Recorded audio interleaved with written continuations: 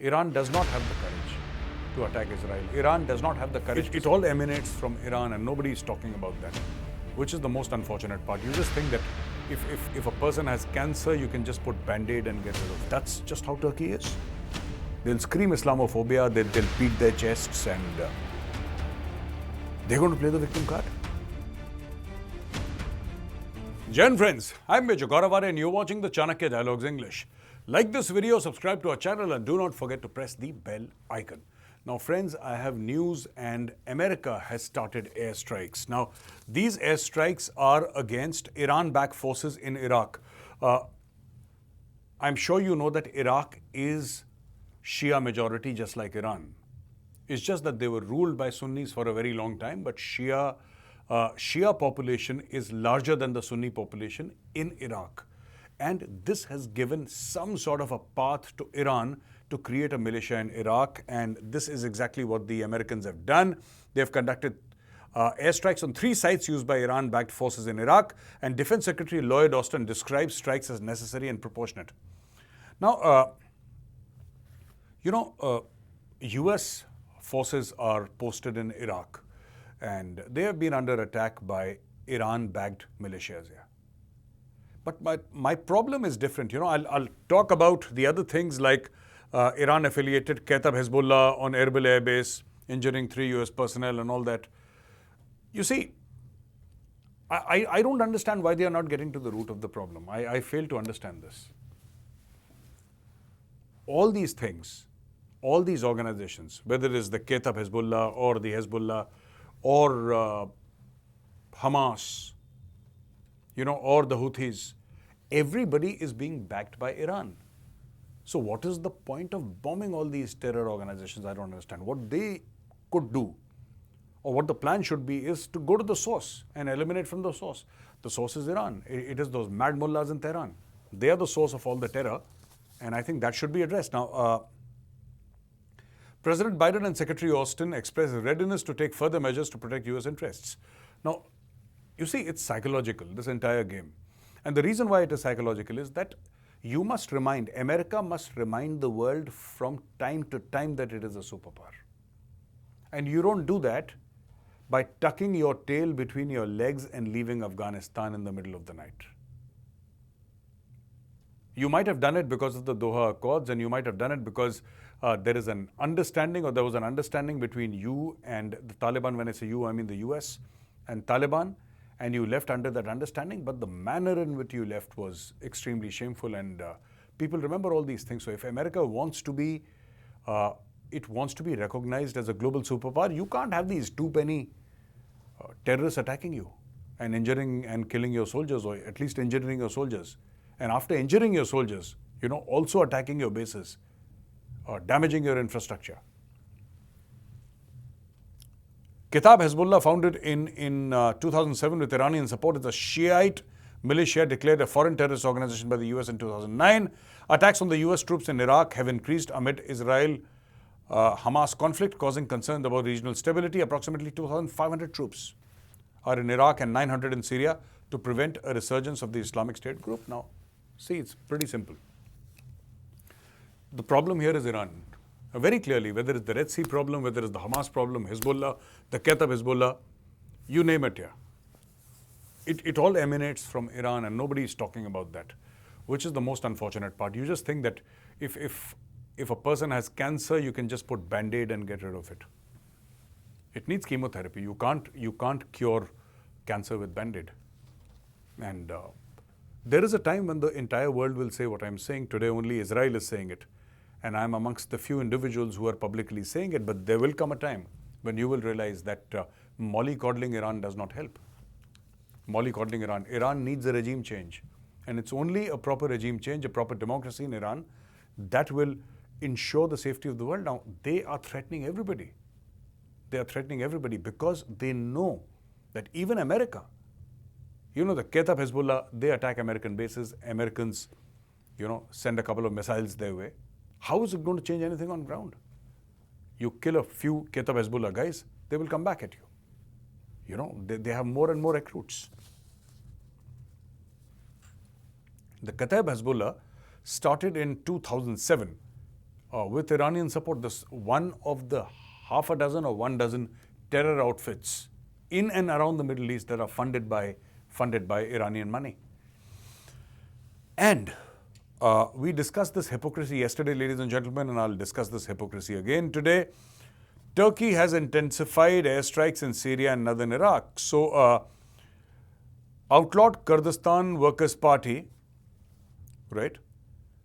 They attacked Turkish forces. I think 12 Turkish soldiers were killed. 29 targets of the outlawed Kurdistan Workers' Party (PKK) were destroyed in the attack. And in 2023, Turkey carried out. Hold on, listen to this. It's very important. Turkey carried out a total of 124 airstrikes in northern Syria. 124 airstrikes. And the world is quiet. The pro-Palestinian groups are quiet. The Muslim world is quiet. Everybody is quiet. And nobody will say anything to Turkey, because if you point out to Turkey, right, that why are you killing innocents? Turkey is going to scream Islamophobia in the loudest voice possible. Turkey is going to scream Islamophobia. That's just how Turkey is. They'll scream Islamophobia, they'll beat their chests, and they're going to play the victim card, which the world is very afraid of, because nobody wants to be called an Islamophobe, and this is exactly what Turkey will do. So Turkey can, bomb Syria. It can, just hold on, let me give you some more details. So, northern Syria, 124 strikes in 2023 alone, and they've been doing it since when? 124 strikes in northern Syria by the Turkish Air Force, and nobody knows how many people killed. Nobody's willing to fathom a guess. But the problem is, if you tell Turkey, and Turkey is killing Muslims. So the people that Turkey is bombing are Muslims. So these are a case of Muslims killing Muslims. But if you point this out in front of anybody, it's Islamophobia, which is why the world is keeping quiet, even in case of Iran. We have the plane with Indians grounded in France. It lands in Mumbai with only 276 passengers. Some 25, including minors, have applied for asylum. All lies. There were 303 passengers, 276 have come back. And now, I don't know. See, they said, this report says most of them are from Punjab. So this is normal, yeah. This is normal. I mean, just go and asylum. But all this nonsense will stop, you see, because of the way the far right is coming up in Europe. All this nonsense will stop after a few years, and maybe these guys will be deported.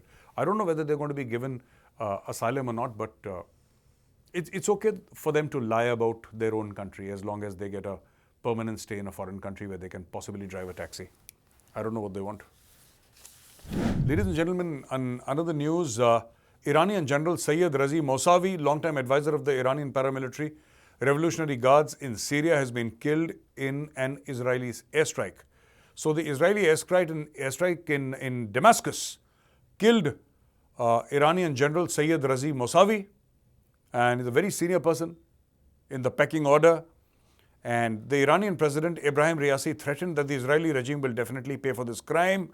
And the Iranian president says, without a doubt, this action is another sign of frustration, helplessness, and incapacity of the usurping Zionist regime in the region. The media described him as one of the most experienced advisors. They're talking about Razi Mousavi as one of the most experienced advisors of the Quds Force, which is the foreign arm of the Islamic Revolutionary Guard Corps. Now, all this is nonsense. Iran is saying that Israel will pay. Iran does not have the courage to attack Israel. Iran does not have the courage to attack Israel. Iran does not have the courage to send its troops. These so-called revolutionary guards, I don't know which revolution they are guarding or they are promoting. Iran keeps on saying that we are against the Israelis.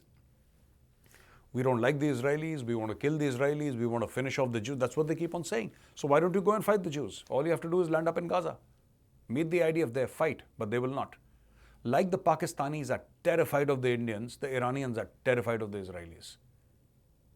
Like the Pakistanis have Lashkar-e-Taiba and Jaish-e-Mohammed, the Iranians, they have their own terrorist groups like Hamas and Hezbollah. That's what it is. I mean, if you are so brave, why don't you go and fight? Why do you have these proxies who go and fight? on your behalf. That is because the Iranian regime, this mad mullah regime of Tehran, is corrupt. You know, they are criminals of the worst kind and they need to be punished. And I think one day the world will get together and start punishing these guys. And this will mean freedom for the Iranian people. Because I think the Iranian people are subjugated here.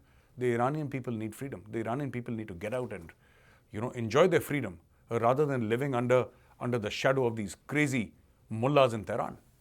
So Pope Francis, ladies and gentlemen, has made a statement, and Pope Francis, who's the head of the Catholic Christians all over the world, he says 132 hostages are with Hamas, and once those hostages are set free, there can be peace in the region. He has appealed for peace. I respect what the Pope has said, even though I don't agree with it practically speaking. I respect what the Pope has said, and because he's a man of peace, he wants peace.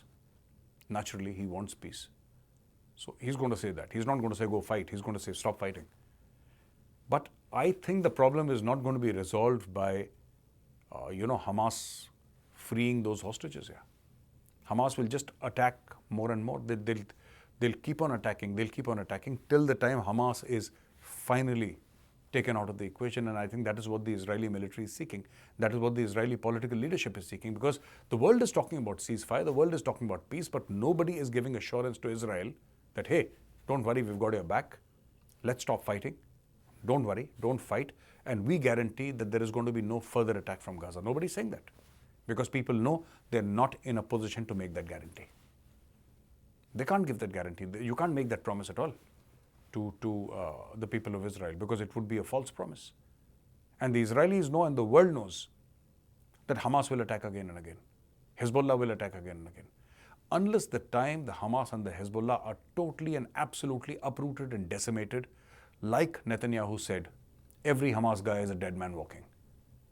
Once you have that clarity, then only Israel will have peace. Otherwise, it will never have peace. I mean, you can continue this nonsense for a very long time, two-state solution, this and that. No, not at all. Israel must fight back. There is no other option for Israel if Israel needs to survive. If Israel has to survive as a state, Hezbollah and Hamas cannot be allowed to exist. And that is the only logical outcome of this conflict. So ladies and gentlemen, thank you very much for watching this video. If you like this video, press the like button, subscribe to our channel, and don't forget to press the bell icon. Jai Hind, Vande Mataram, Bharat Mata Ki Jai.